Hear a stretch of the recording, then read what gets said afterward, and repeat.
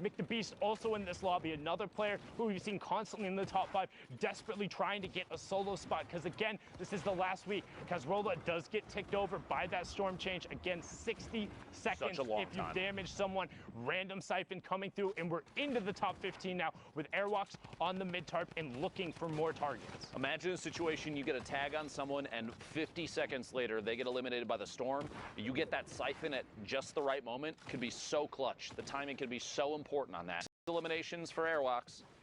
Push through this wall, find a player on the rotation from behind, back-to-back shots, takeoffs, gets eliminated. Airwalks picks up another one. He's doing so well at finding people on the edge of the storm, getting next to him, and then just dipping out for a second. But the one thing you notice, he never dips out into the storm for longer than enough to take more than one tick. It does take a second to go through, and Majestic actually just picked up a triple of his own because of those storm changes. One player he elim'd, 2 got ticked over from the storm. That should be the player potentially up on the high ground, but now we have our top 5 Airwalks. 2 builds left, is running with that campfire now, but is sitting on 7 elims. Advise all the way up on the high ground. Majestic is on the low ground with Mick the Beast. Airwalks in the bottom right-hand corner, gets traded out by Mick the Beast. Zadek drops down in the shadow form. He's not jumping around, so the player doesn't know where he is. 80 to the body. Can he find it? Pushes through with the combat. Says, I don't need a pickaxe. I'll just take your wall anyway. Brilliantly done there, but now can he win the 1v1 from the low ground? Player is 1 box directly above him. He hears it. You see the fake ramps out. He goes up, edit off the side, takes the high ground, drops down on top of 1, 2, 3. He gets it.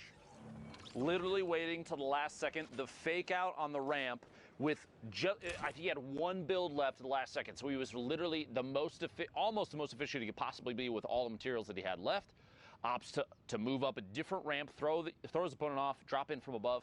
Excellent high ground take, excellent push with the combat shotgun, and the victory royale. You love to see it.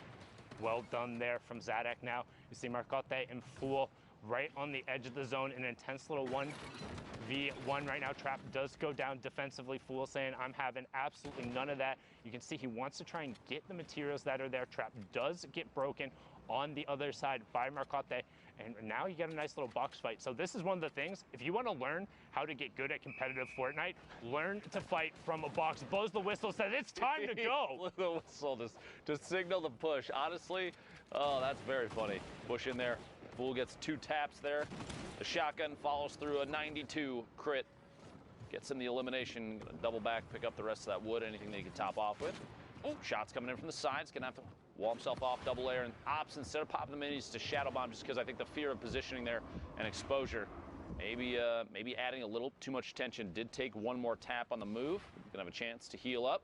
Meanwhile, the top of this hill, thick with players. Where they stacked up, trying to make rotation here. 41. Well, actually, they're from the stream. Trick Pog rotating forward. Crew also in the match was second last time we saw him there. We got a number of duo qualifiers over on the side there. Players looking to get their solo spot. You see Kuma using the stink to try and force the player forward, and then editing out. Boom, there goes the second one, knowing they can't stack in volume. And Quadra, that one smells. Go get yourself a gas mask. Try and queue back up. Okay, we're sitting on 3 elims now, holding the edit. Just gonna try and peek on through, deciding to apply a little more pressure. Oh my gosh, the back-to-back. The stink bombs, very lethal, especially at this point in the game. You have to realize these players understand if there's people that were caught rotating, got tagged up significantly, and didn't have the ability to heal, as will be the case quite often in games like this, where you have so many people in such a tight space. There's a good chance that people that are boxed up in front of you are potentially missing HP, maybe some fall damage, maybe they got hit by multiple people on rotation. They could have been, I mean, we even saw a Shadow Bomb player get shot just moments before that, and we're about 50 HP. That is a good opportunity to just chuck the stink in there, maybe do an HP check, see if they're low, and in this case, it pays off. 2 eliminations with basically no effort. And as you said before, we're looking to get the player count down to 30 before that storm surge goes away. We're sitting at 38 above for Dave, 32 players left, so 2 more need to go down.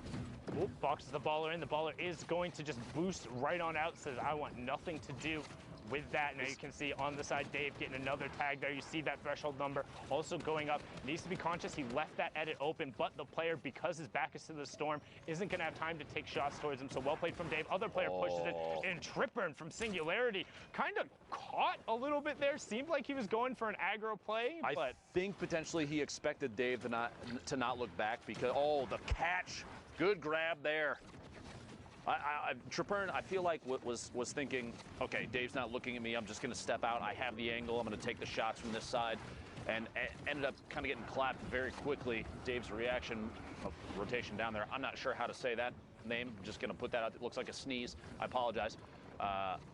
Yeah, I'm not even. I normally even try and attempt on that, but we're in the top 25. Let's pay attention to the rotations. As you see, a number of players playing billiards there on the low ground. Crew up on the high ground. You have WGS Jag, the player from South Korea, playing over in Europe right now. This is the most ballers I've seen in the lobby in forever. The most ballers I've seen in a game easily this weekend. I mean, I don't think we saw this many ballers in Europe when they were at 300 health. Europe has an affinity or like a particular hatred towards ballers rolling around. We've made comments in the past about how they always seem to be fans of taking shots at players that are in ballers on the move when they have an opportunity to. Maybe a follow through here, the back-to-back. Can't quite find it. But yeah, look at how many are left out on the field. This is a very rare sight for European qualifiers. I mean, and it kind of compounds on top of itself because the more players who are in ballers, they aren't going to take shots at each other. And if you're not going to waste shots on baller players, you're not going to eliminate them. So through the ballers and with the 150 HP, one AR round into them and then followed by an RPG to be a ton of damage. But now Pill is just going to go to work, ignore the ballers on the low ground, running around like they're a game of marbles, and he finds Trockley and he finds Elocrats right after. 13 players left. Still on the rotation here, taking a chance to pop a mini. Does have the campfire, may or may not put it down. Not at this point. The storm's too close to his back. He's going to have to push forward. Like you said, multiple ballers are still in play, and with players not jumping out and not having pressure applied to them, you're looking at way less than 11 people. The player count remaining, that's not the number that are actually forced to engage each other right now. The people in ballers are almost being ignored. The heavy snipe from behind, and Mavjo picks up an Elim, the push inside. He realizes look at how many people are around in the same box. And then said everybody goes up to the sky. No Elim coming out there. So all of a sudden, 3 up, 7 down. Talazeto on the ultimate high ground. Wesley Nutt and Blackso on the low ground. Jag ADX also on the mid tarp. Talazeto looking for shots. Has redeploy and the flint knock. Not going to find any. So ultimate high is going to be in his control. 10 players left, but he gets challenged. One more all the way in the high ground. Just barely lost it. The flint knock flying up above. What a play. Takes the high ground back. Has ultimate high, looking down from above, only 29 builds. Has the redeploy to catch himself if he has to jump off, if he runs out of materials, but we'll see here in a second. Somebody else just went up. Yep, you heard it. There it is, the fish flying past. Felizito might take a shot. The flint knock kind of gets stuck in his own box for a second. This ADX dropping in. Mexi from Loot Boy in the middle of your screen there. Tolzito still has the high ground, drops down to the next tarp. Mexi building out, trying to stay in the safe zone. This is the most players we've seen in a zone this tight in a long time. The Rift.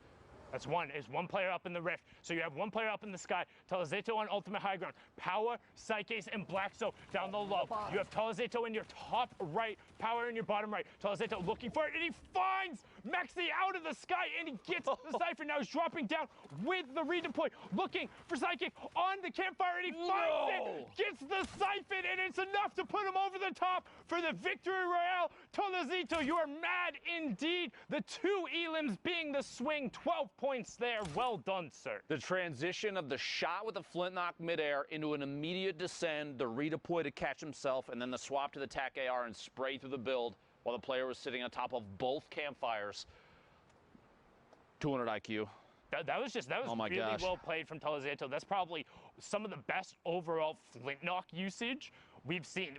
We took high ground, I think, twice. You did. Going there, and then additionally picked up a sick Elim on the player out of the air with that heavy shot, and then dropped down. I mean, just well done. Literally, you were saying he was unchallenged for high ground, immediately got challenged, and then used the flint knock on a single build out to take it back and force the player to drop. Well played. Well played indeed. What a loadout for the late game, too. Anyway, 43 players left. Next game, Europe. 42 players left. 42 players remaining. I just shouldn't say it sometimes. Looking for 41 players remaining here in a second. Someone trying to pick up another one. That was the first elimination for this player this game. By the way, quick reminder, 5 minutes and 20 seconds remaining. If you would like to queue in, you're in the European region, now's the time to do it. Those last couple in. This is the last week for solos to qualify to punch that ticket to New York City. Don't forget it. And after that, there's no more solo spots. 8 more players will be advancing from Europe. We'll have 6 from NA East, 2 from NA West, and 1 coming out of Brazil. And then the solos competition will be completely rounded out. These are the final moments. Again, don't forget, we will go a little bit longer than the queue times because the average game of full Fortnite is about 26 minutes long. So you need to let everyone finish up, get all of those results tallied in, because every single time, it's gonna come down to the last match of the server, those top point lobbies. And right now, Motor is trying to make a case to get into one of those lobbies as he's sitting in this cone looking for a peek. 42 players remaining, so again, everyone playing absurdly safe. Nobody wants to put themselves at risk, and Motor recognized that, trying to pile in on that player as Paquito and Freck get taken down, and we have our top 40, Tohaj, being taken down as well, and we're still 14 players away from the first placement threshold. Get into the first full move circle here in a second. Circle 6 to 7, transition to the northwest. It'll be an interesting one, too. A number of players up on top of a hill. You see in the mini-map there, that left side based around the supply crate on the map. Holding the edit here. Motor trying to look out and see if there's anybody that might squeak out. He's looking back immediately behind him. I don't know if he realizes the player up above has an RPG. Oh, he does now. If he didn't before, surprise, there it is. A quick attempt. And the seal off, the close off of the edit there. Quick reset, well played from whoever that is inside. Yeah, I just saw a nightmare situation where he had pushed out right after that for the shot and just accidentally stepped in front of the heavy sniper bullet. Now you can see that storm surge turning on right there. Motor more than fine, 502 above. Might regret popping that shadow zone since had a community launchpad placed right next to him, but he's... Oh, I don't think he regrets it anymore. Honestly, Sundown, I think he's pretty happy about how that turned out. What a shot on rotation, a quick 180 in the combat to the dome, picks up an elim. Sundown's mouth is literally sitting open.